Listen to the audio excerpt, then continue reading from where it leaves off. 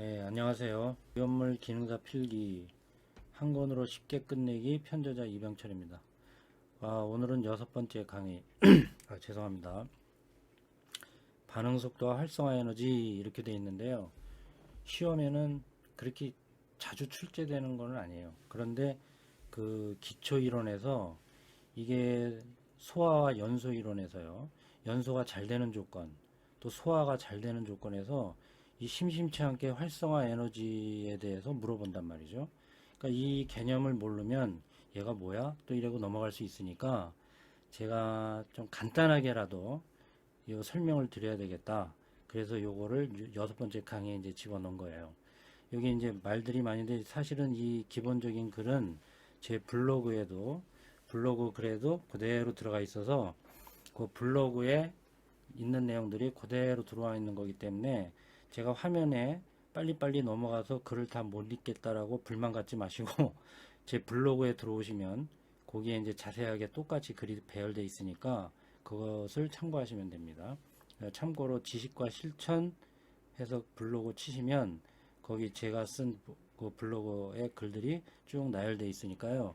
거기를 참고하셔도 됩니다. 자, 일단 간단하게만 설명드리고 시험에 어떤 식으로 나오는지만 설명드리고 넘어갈게요. 자, 이 활성화 에너지를 간단히 말씀드리면 뛰어넘어야 될 장벽이다. 저는 이렇게 말씀드릴 거예요. 그러니까 이 그래프 보시면 이 반응 물질들이 있죠. 이 반응 물질들이 반응을 통해서 생성물을 만들어 가는데 다이렉트로 이렇게 가는 절대 없어요. 반드시 힘겹게 어딘가를 극복하고 뛰어넘어야지만이 넘어가는 거로 되어 있는 거예요. 그래서 이 반응하는 물질들이 이 장벽을 극복하고 뛰어넘어야 될 이 높이, 요걸 우리는 활성화 에너지 장벽이다 이렇게 설명하는 거예요. 그래서 이 장벽의 크기가 높으면 높을수록 반응이 진행되기가 쉽겠어요, 어렵겠어요? 어려울 거 아닙니까? 그죠? 뛰어넘어야 될 장벽이 낮으면 쉽게 넘어갈 테니 반응이 잘 일어날 것이고, 이 뛰어넘어야 될 장벽이 높으면 높을수록 굉장히 반응이 일어나기가 어려울 거란 말이죠. 그래서 시험 문제 연소 이론에서 이 문제가 잘 출제가 되는 거예요. 결론부터 말씀드려 볼게요. 어떨 때 연소가 잘 일어날까요? 5초 여유 드릴게요. 어떨 때 불에 잘 나겠어요? 장벽이 높을 때, 낮을 때? 낮을 때겠죠. 그죠? 옆집에 불 나는 것도 어차피 화학 반응이란 말이죠. 반응이 잘 일어나려면 이 뛰어넘어야 될 장벽이 낮을수록 쉽게 넘어가서 불이 잘 날 거란 말이에요. 이게 시험 문제 나오는 거예요. 그래서 결론 말씀드리면 연소가 잘 일어나는 조건 중에 활성화 에너지 장벽이 높아야 된다라든지 이런 건 정답이 아닌 거죠. 되셨죠? 그렇게 넘어가는 거예요. 근데 저는 이제 조금 더 부연 설명을 많이 드릴게요. 그러면 지금 여기 이 그림 보세요. 제가 퀴즈 한번 낼게요. 반응물에서 생성물로 넘어가는 것을 정반응이라고 한다면 거꾸로 생성된 물질에서 반응 물질로 이렇게 거꾸로 넘어가는 반응이 일어날 수도 있어요. 그걸 우리는 역반응이라고 한단 말이죠. 그러면 이 반응 그림에서 역반응이 일어나기가 쉽겠어요? 정반응이 일어나기가 쉽겠어요? 되셨나요? 정반응은 이렇게 가는 거고 역반응은 이렇게 가는 거잖아요. 그죠? 그럼 정반응은 뛰어넘어야 될 장벽이 요거밖에 안 돼요. 근데 역반응은 여기에서 이만큼을 뛰어넘어야 일리 갈 수 있단 말이죠. 그죠? 그래서 이 반응 그림에서는 역반응보다는 일반적으로 정상적인 정반응이 일어나기가 쉽다라고 말씀드릴 수 있는 거예요. 자, 반응이 진행되는데 이 중간에 뛰어넘어야 될 산의 높이라고 저는 개인적으로 설명드리는데 그게 높으면 높을수록 반응이 진행되기 어렵고 그 산의 높이가 낮으면 낮을수록 반응은 진행되기 쉽다 이렇게 말씀드리는 거예요. 되셨죠? 그게 활성화 에너지 개념이고 활성화 에너지 장벽의 개념이에요. 자, 뭐 설명은 거의 다 끝났는데 이 글들은 빨리 넘어가면 블로그 참조해 주시고 다시요. 자, 이제 반응 속도에 영향을 끼치는 요인 요걸 한번 설명드려 볼게요. 반응 속도란 뭐냐? 반응은 반응물들이 있을 것이고 어떤 화학 반응을 통해서 생성물이 만들어져야 될 거예요. 그죠? 근데 반응 속도가 빠르면 빠를수록 반응물은 더 빨리 감소하고 생성물은 더 빨리 증가하게 되겠죠. 그죠? 그거를 화학에서는 반응 속도라고 표현하고 그거를 또 계산하는 식도 굉장히 복잡해요. 근데 그것까지는 뭐 우리는 필요 없으니까 일단 개념만 알고 넘어갈게요. 그럼 반응 속도를 빨리 하는 방법, 이것도 시험 문제 잘 나옵니다. 가끔 나와요. 표면적이 넓을수록 접촉 면적이 많아지잖아요. 그죠? 그럼 반응 물질들 간의 접촉 면적이 많아지면 많아질수록 반응 가능성도 커진다는 얘기고 반응 속도도 빨라지게 돼 있어요. 그러니까 시험 문제 가끔 표면적이 좁을수록 이렇게 나와요. 그건 정답이 아닌 거죠. 그죠? 그 다음에 농도. 당연히 충돌 횟수. 농도가 짙으면 짙을수록, 농도가 많으면 많을수록 충돌 가능성도 커지기 때문에 반응물도 빨리 만들어질 거예요. 생성물도 빨리 만들어질 거예요. 그러니까 반응 속도는 빨라진다라고 돼 있어요. 자, 요 온도인데요. 요건 한번 볼까요? 자, 요건 설명드릴게요. 이제 활성화 에너지는 영어로 액티베이션 에너지예요. 그래서 우리는 EA 이렇게 쓰죠. 액티베이션 에너지 이런 얘기예요. 여기 활성화 에너지 장벽이에요. 그런데 지금 T1이라고 되어 있는 부분보다 T2라고 되어 있는 부분이 온도가 높은 거예요. 그죠? 자, 온도가 높아지면 물질의 충돌 속도, 이동 속도 다 증가해서 온도가 높아지면 반응 속도도 빨라진다 이렇게 돼 있어요. 그런데 중요한 것은요. 온도가 아무리 높아지고 낮아지더라도 이 활성화 에너지 장벽은 고정인 거죠. 그런데 온도가 낮은 데서 온도가 T2로 높아지면 이 활성화 에너지 장벽보다 높은 에너지를 획득한 입자들이 더 증가한다는 걸 보여주는 거예요. 그래서 T1일 때는 이 붉은색 부분에 해당되는 놈들만 반응에 참여할 조건이 주어진 건데 온도가 T1에서 T2로 높아지니까 이렇게 그래프가 활성화 에너지 장벽 이상으로 더 이동해 가서 요 있지도 않았던 요 파란색 부분의 입자들이 활성화 에너지 장벽보다 또 높은 에너지를 갖는 입자들이 더 증가한 거예요. 그러니까 반응을 할 수 있는 가능성이 더 증가했다라고 보고 반응 속도도 빨라진다라고 설명하는 거죠. 다시 한번 말씀드리면 온도는 활성화 에너지 장벽을 왔다 갔다 하는 게 아니라 활성화 에너지 장벽보다 높은 에너지를 갖는 입자들을 더 증대시켜서 반응 속도를 빨리 해준다라고 얘기하면 되는 거죠.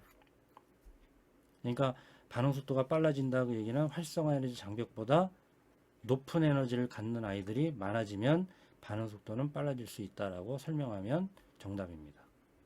되셨죠?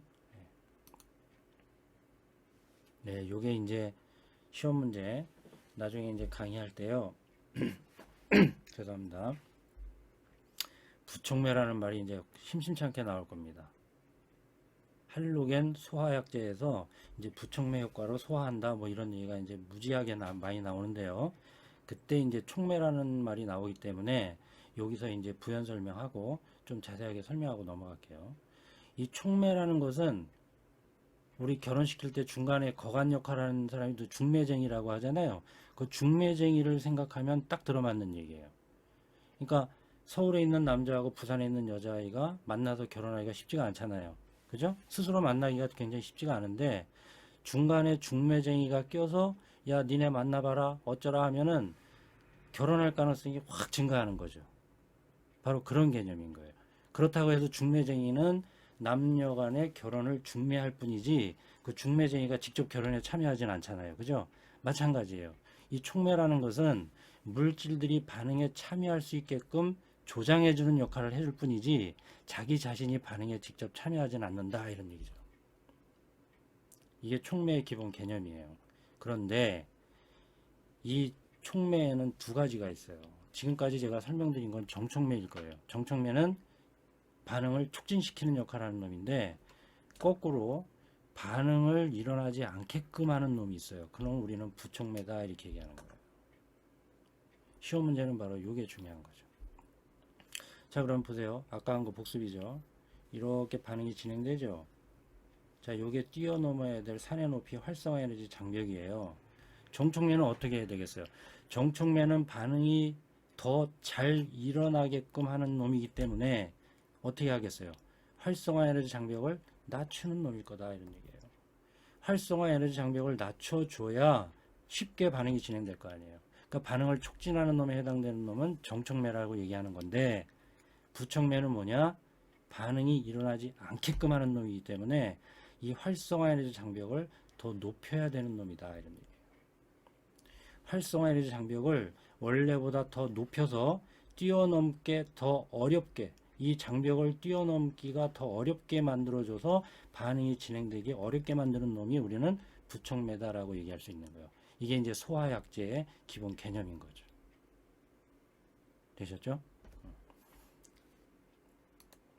그래서 지금까지 설명한 게 여기 다 나와 있는 거예요. 그죠? 자, 보세요.